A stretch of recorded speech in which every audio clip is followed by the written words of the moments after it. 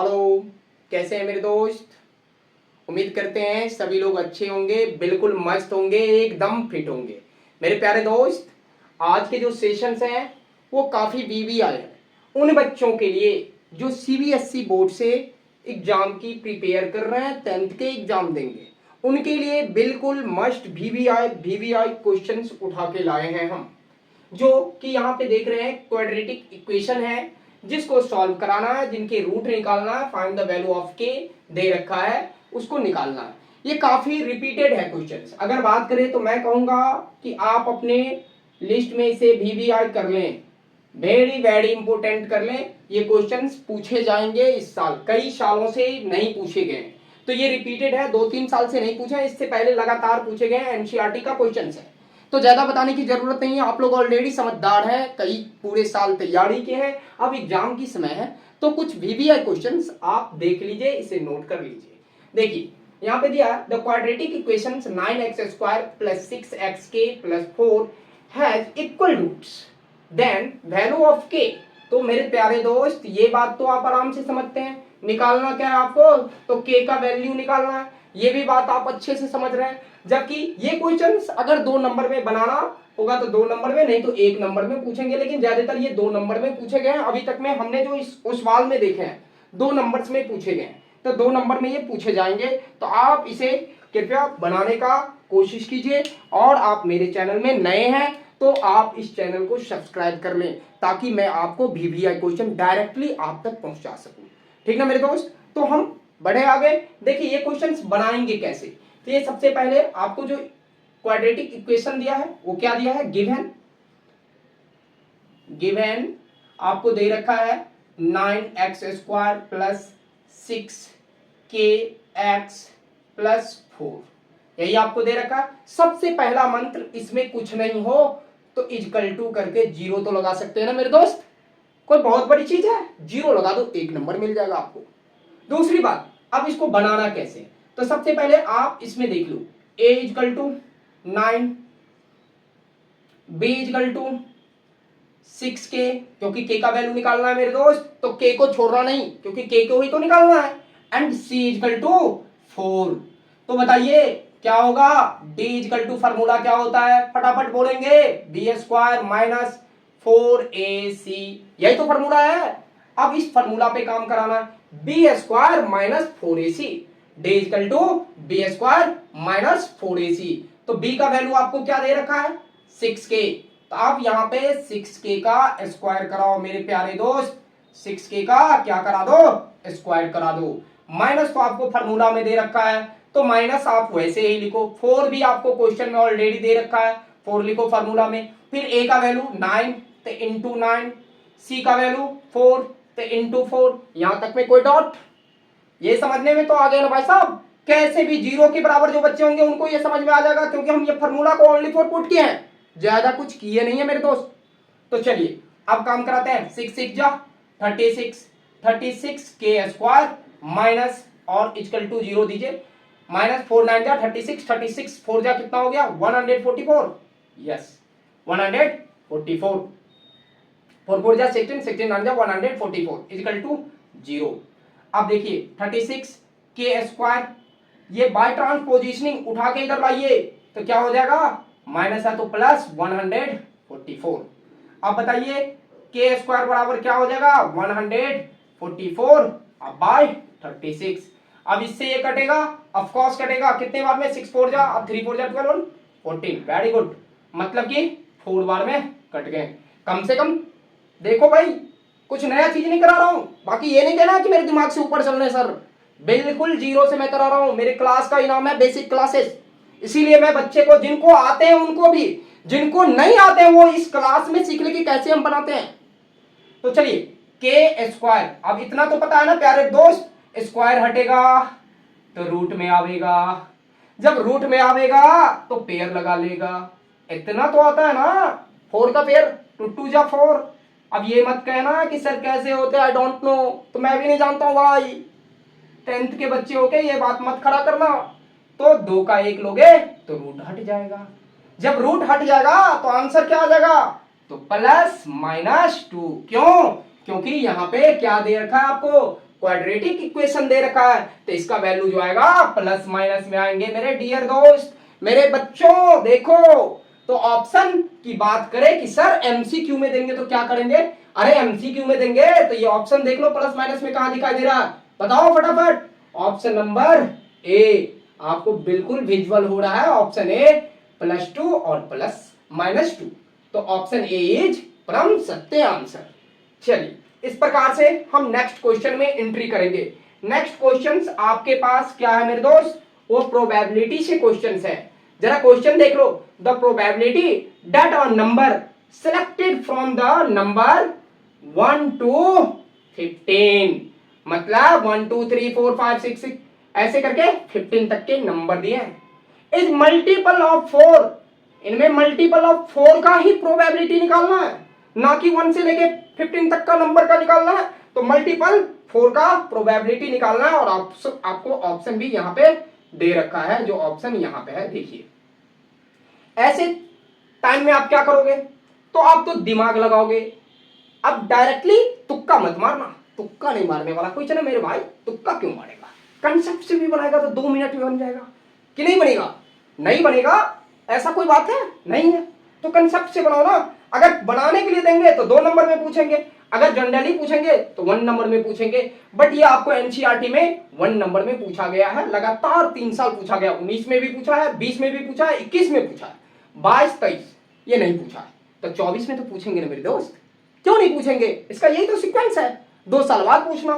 तो चलिए हम बिना समय गंवाए हुए बनाते हैं इसको। कैसे बनाएंगे, तो द पॉसिबल आउटकम, सबसे पहले प्रोबेबिलिटी में आपको आने वाला कितना है, तो द पॉसिबल,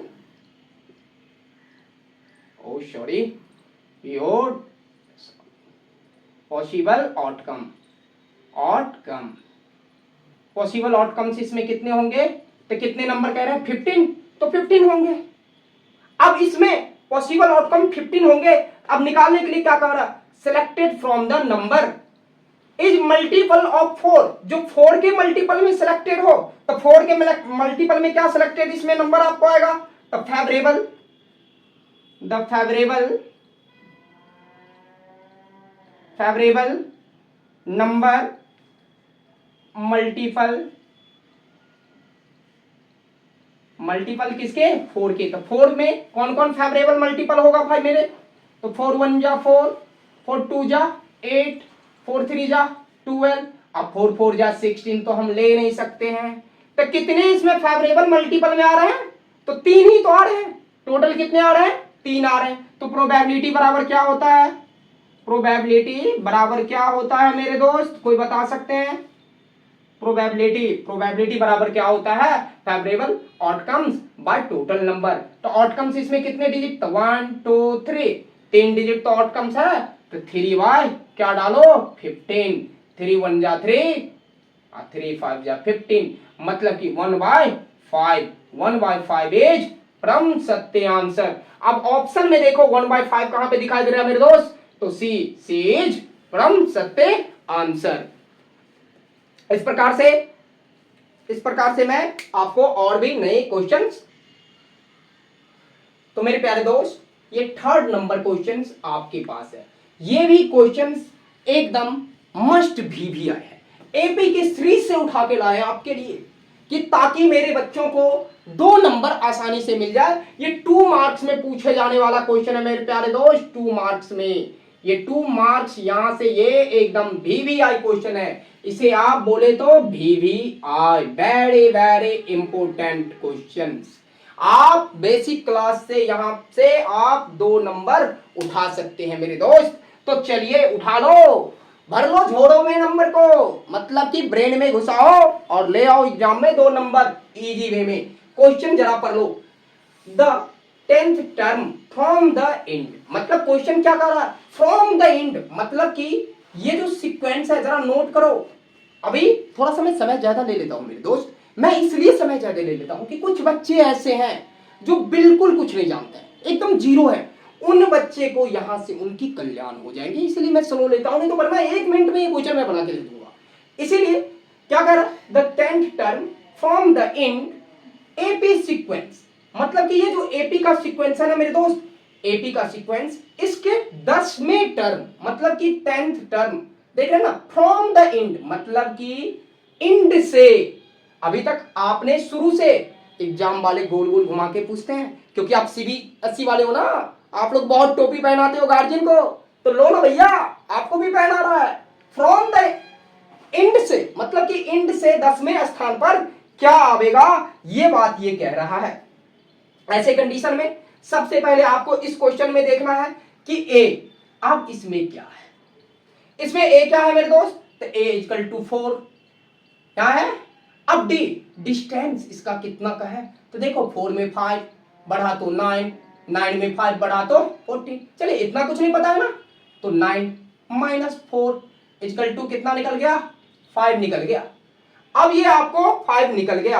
अब ऐसे कंडीशन में क्या करेंगे, फाइंड द 10th टर्म, इसमें क्वेश्चन में ही कह रहा है find the 10th term, 10th term